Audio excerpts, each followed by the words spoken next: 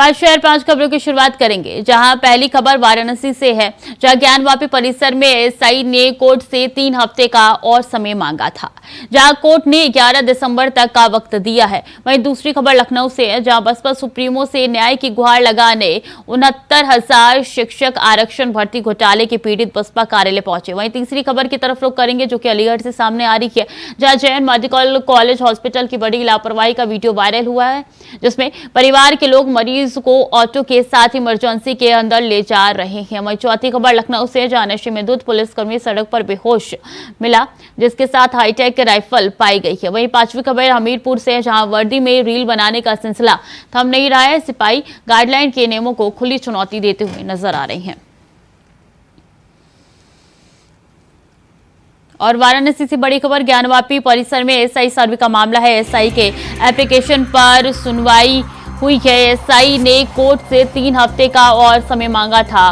11 दिसंबर तक का वक्त मिला है। रिपोर्ट का इंतजार 11 तारीख तक अब करना होगा। वाराणसी से महत्वपूर्ण जानकारी निकल के सामने आ रही है, जहां इस पूरे मसले पर सुनवाई हो चुकी है। ज्ञानवापी परिसर में एसआई सर्वे का ये पूरा मामला है। सुनवाई पूरी हो चुकी है। 11 दिसंबर आखिरी बार होगा या नहीं, ये 11 दिसंबर को पता चल जाएगा। एसआई के एप्लीकेशन पर सुनवाई पूरी हो चुकी है। बता दें, इससे पहले भी 3 बार वक्त को टाल दिया गया है और अब जो लास्ट डेट है वो 11 दिसंबर रखी गई है। कहा यह जा रहा है कि 11 दिसंबर तक ये रिपोर्ट पेश होनी चाहिए। तकरीबन जुलाई से एसआई सर्विस शुरू हुआ था और अभी तक रिपोर्ट की रूपरेखा तैयार नहीं की गई है, जिसके बाद से ये मसला आगे बढ़ता हुआ नजर आ रहा है।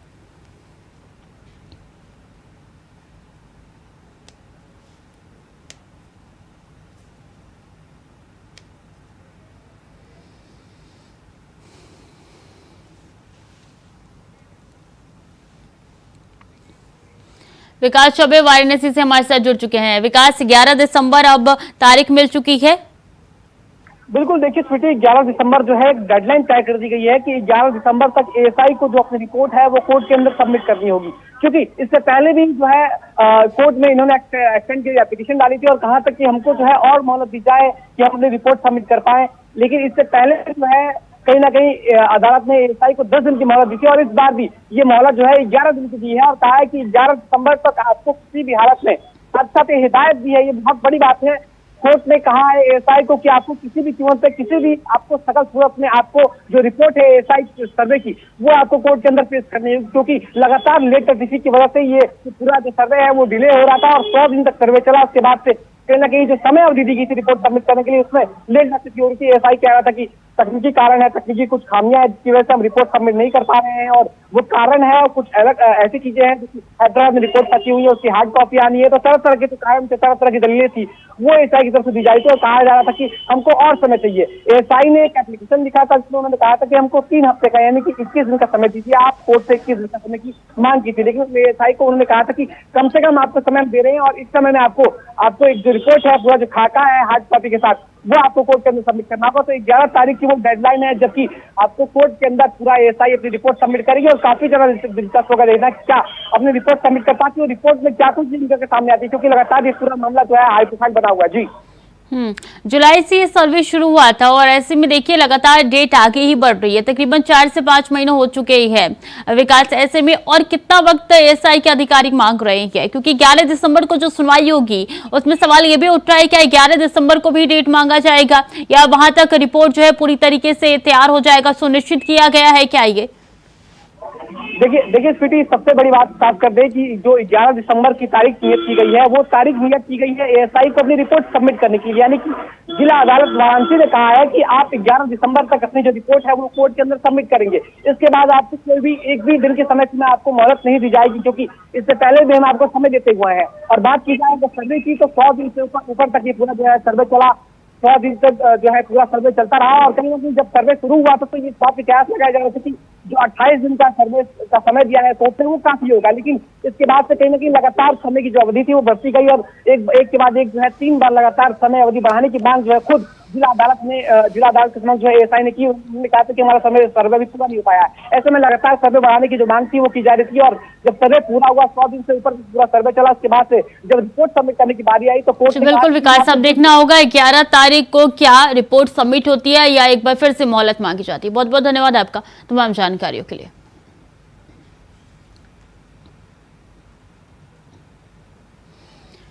खबर लखनऊ से है, जहां बसपा सुप्रीमो से न्याय की गुहार लगाने के लिए 69,000 शिक्षक आरक्षण भर्ती घोटाले के पीड़ित बसपा कार्यालय पहुंचे। बता दें कि राजधानी लखनऊ में जहां एक तरफ लगातार देखने को मिल रहा है कि 69,000 शिक्षक भर्ती के अभ्यर्थियों द्वारा 6800 पदों पर नियुक्ति पत्र के लिए प्रदर्शन कर रही है। साथ ही इसी को देखते हुए काफी संख्या में शिक्षक भर्ती के अभ्यर्थी बसपा सुप्रीमो से न्याय की गुहार लगाने के लिए बसपा कार्यालय पहुंचे, जहां पर उन्होंने मायावती से मदद की गुहार लगाई।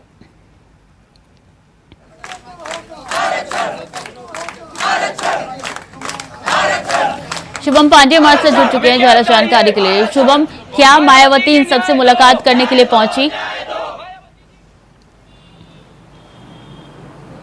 जी बिल्कुल, अब तो लगातार कहा जा सकता है कि 69,000 भर्ती के मामले में लगातार जो प्रदर्शन है वो देखा जा रहा है, और लगातार प्रदर्शन को लेकर के जो अभ्यर्थी हैं लगातार सामने आते हैं और विधानसभा का घेराव करने वाले थे। उसी के बाद आज जब बीएसपी सुप्रीमो की जो बैठक होने वाली थी, यूपी उत्तराखंड के जो पदाधिकारी थे वो वहाँ पहुँच रहे थे, तो उसी वक्त जो है माल रेवेन्यू के पास, बसपा कार्यालय के पास जो है 69,000 भर्ती के जो शिक्षक हैं वो वहाँ पर पहुँचे हुए थे। उनकी तरफ से प्रदर्शन किया गया है। साफ तौर से मायावती के से गुहार लगाई गई है कि वो दलित और जो पिछड़े लोग हैं उन लोगों की मदद करें, उनके साथ उनकी जो 69,000 भर्ती घोटाला हुआ है, आरक्षण घोटाला हुआ, उसमें उनकी मदद करें। साफ तरीके से कहा सकता है कि जब उनको कहीं पर भी कोई ठिकाना नहीं मिला, कहीं पर भी उनको न्याय की जो दरकार है वो नहीं दिखाई दे रही, तब जाकर के वो बीएसपी के दरवाजे पर पहुंचे और वहां पर उन्होंने प्रदर्शन किया है। और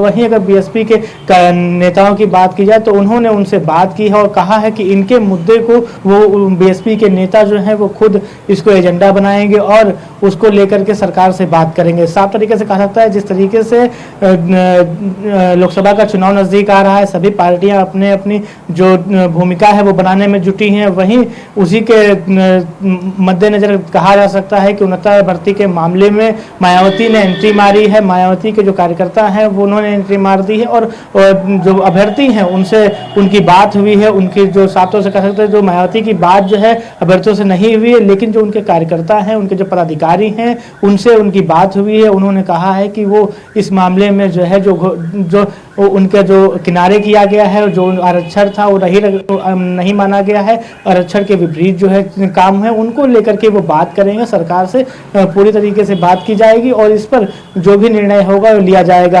और सरकार ने पहले ही कह दिया था कि जो 6800 जो नियुक्ति है, नियुक्ति पत्र देना था, उनको नियुक्ति पत्र नहीं मिला था, उन सब पर इस पर बात की जाएगी। लेकिन साफ तरीके से देखना होगा कि कितना संघर्ष और करना पड़ता है अभ्यर्थियों को। बहुत बहुत शुक्रिया आपका तमाम जानकारियों के लिए। चलिए बता दें आपको कि अभ्यर्थी लगातार संघर्ष कर रही हैं और ऐसे में कि सपा के साथ साथ बसपा से भी गुहार लगा रहे हैं, उनके कार्यालय भी पहुंचे। खबरों में आगे बढ़ेंगे। अलीगढ़ के सिविल लाइन थाना इलाके के जेएन मेडिकल कॉलेज हॉस्पिटल की बड़ी लापरवाही देखने को मिल रही है, जिसका वीडियो वायरल हो रहा है, जहां स्ट्रेचर ना होने पर परिवार के लोग मरीज को ऑटो के साथ इमरजेंसी के अंदर ले जा रहे हैं। बता दें कि काफी देर इंतजार करने के बावजूद भी कोई स्ट्रेचर नहीं मिल पाया, जिस वजह से नाराज परिवार के लोग का ऑटो के साथ इमरजेंसी के अंदर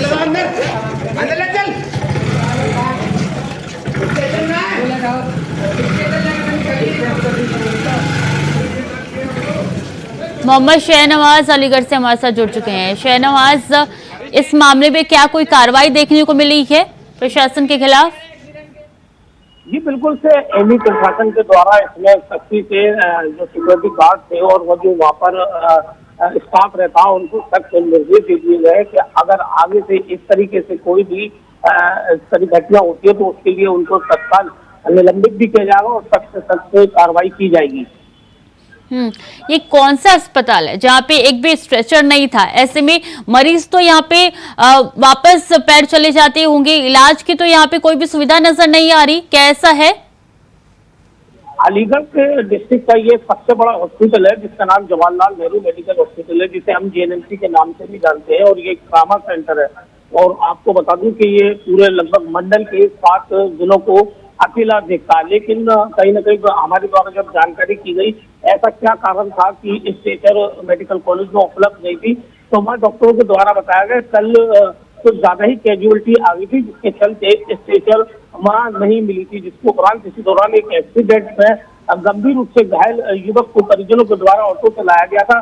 उनका कहना है परिजनों को कि वहाँ स्टेशन न मिलने से वे काफी परेशान हो गए, जिसके बाद उन्होंने ऑटो सहित अपने मरीज को इमरजेंसी में अंदर ले गए, जिसके बाद वहां पर सिक्योरिटी पे मौजूद स्टाफ के लोगों ने इस बात को देखकर काफी हंगामा किया।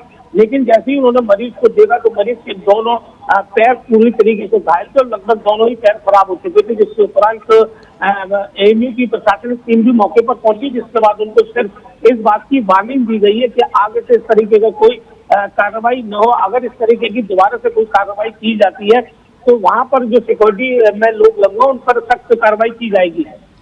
क्या वक्त रहते मरीज को इलाज मिल पाया? अभी हालत कैसी बताई जा रही है?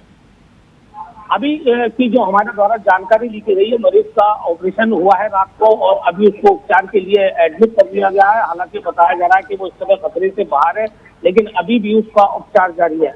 इधर अगर बात करें अलीगढ़ मुस्लिम यूनिवर्सिटी के प्रोफेसर, तो उनका साफ तौर पर कहना है कि हमारे द्वारा सख्त हिदायत दी गई है जो सिक्योरिटी में लोग वहाँ खड़े हुए, अगर आगे से इस तरीके की कोई घटना को खारिज करता है तो उनको इसके लिए जिम्मेदार ठहराया जाएगा और उन पर कार्रवाई की जाएगी।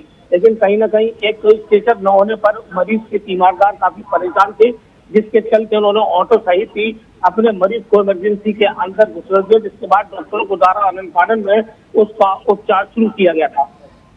तो क्या इस अस्पताल के खिलाफ पहले भी लापरवाही के मामले सामने आए हैं या पहली मर्तबा था? पहली बार ऐसा देखने को मिला जब कोई ऑटो चालक वहां लेके गया, जबकि हालांकि एक जो ट्रामा सेंटर है वहाँ लिमिट से ज्यादा स्टेशन मौजूद रहती है, लिमिट से ज्यादा स्टाफ और लिमिट से ज्यादा वहाँ डॉक्टर्स ऑन ड्यूटी पर रहते हैं। लेकिन कहीं ना कहीं कल कैजुअलिटी ज्यादा होने के कारण स्टेशनों में कमी देखने को आई थी, जिसके बाद ये घटना सामने आई है। ऐसा पहली बार ही अलीगढ़ के जेएनएमसी ट्रामा सेंटर में देखने को मिला है कि जब वह स्पीकर नहीं थी। ठीक है शाहनवाज, बहुत बहुत धन्यवाद आपका तमाम जानकारी के लिए। खबर में आगे बढ़ेंगे। खबर हमीरपुर से है, जहां वर्दी में रील बनाने का सिलसिला थम नहीं रहा है। बता दें कि एसपी की लगातार कार्रवाई से भी वर्दीधारी बाज नहीं आ रहे हैं। सिपाहियों का रील बनाते वीडियो सोशल मीडिया पे वायरल हो रहा है। सिपाही गाइडलाइन के नियमों को खुली चुनौती दे रही हैं।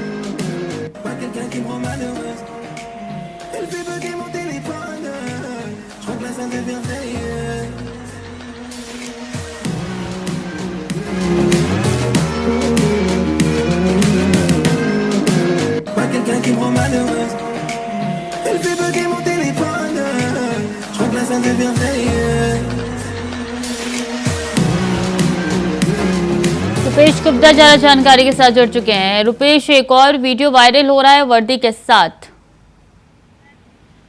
जी मैं आपको बता दूं, ये जो वीडियो वायरल हो रहा है इससे पहले भी अभी 24 घंटे नहीं हुए हैं, एक अमन नाम के सिपाही ने 112 में जो तैनात थे उन्होंने भी रील बनाकर वायरल किया था। इसके बाद 24 घंटे नहीं हुए थे, इसके बाद तुरंत कार्रवाई की गई थी। इंडिया वाइज पे प्रमुखता से खबर दिखाई गई थी। इसके बाद हमीरपुर पुलिस अधीक्षक हैं जो उन्होंने तुरंत कार्रवाई की और उस जो पुलिसकर्मी अमन सिंह थे उनको लाइन हाजिर किया गया। और ये दूसरा वीडियो आज 24 घंटे बीते नहीं है और दूसरा वीडियो रात कोतवाली का वायरल हो रहा है, जिस तरह की 2 सिपाही रील बना रहे हैं, जबकि गाइडलाइन में साफ साफ है कि कोई भी सिपाही हो या कोई भी वर्दी पहने हुए हो तो वो इस तरह के कोई भी वीडियो नहीं रील बना के वायरल नहीं करेगा। लेकिन सिपाहियों जो रील बन रही है इस समय हमीरपुर में चरम सीमा पार कर रहे हैं, लेकिन ये सिपाही बाज नहीं आ रहे हैं। मैं आपको बता दूं, जो सिपाही हैं दो उपेंद्र हैं और दूसरा जो है मुलायम, ये दोनों रात कोतवाली पे तैनात हैं और इन्होंने जो सरकारी जीप है उस पर रील बनाई हुई है।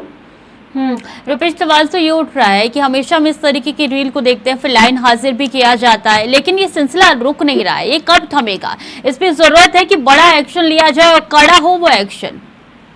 जी मैं आपको बता दूं, अभी जैसे मैंने आपको बताया अमन सिंह के खिलाफ कार्रवाई हुई थी और ये जो 2 सिपाही हैं रात कोतवाली पे तैनात है, अब ये अगर जो हमीरपुर के एसपी हैं दीक्षा शर्मा जी, ये अगर संज्ञान लेंगे तो ये जो 2 सिपाही हैं इनके ऊपर कड़ी से कड़ी कार्रवाई करनी चाहिए सिपाहियों के ऊपर, और आगे से ऐसा कोई भी सिपाही कदम न उठा सके और ना ही रील बना सके।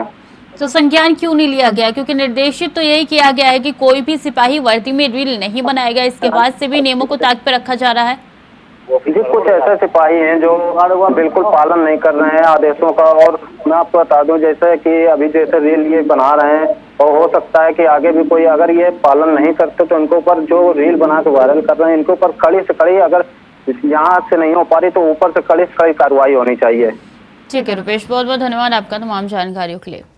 चलिए खबरों में आगे बढ़ेंगे। लखनऊ से एक वीडियो सोशल मीडिया पे तेजी से वायरल हो रहा है। बता दें कि वीडियो में पुलिस लाइन के सामने नशे में धुत पुलिसकर्मी बेहोश हाईटेक राइफल के साथ नजर आ रहे हैं। साथ ही साथ नशे में धुत यूपी पुलिस के जवान के पास राइफल वाला वीडियो सोशल मीडिया पे तेजी से वायरल हो रहा है।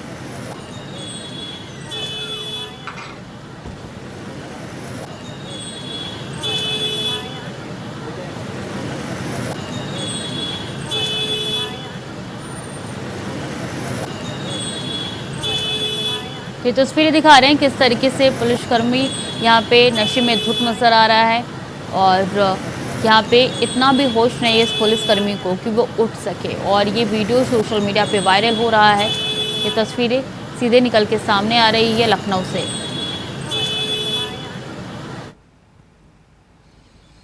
तो फिलहाल के लिए बुलेटिन में इतना ही। खबरें लगातार जारी है, देखते रहें इंडिया वॉइस।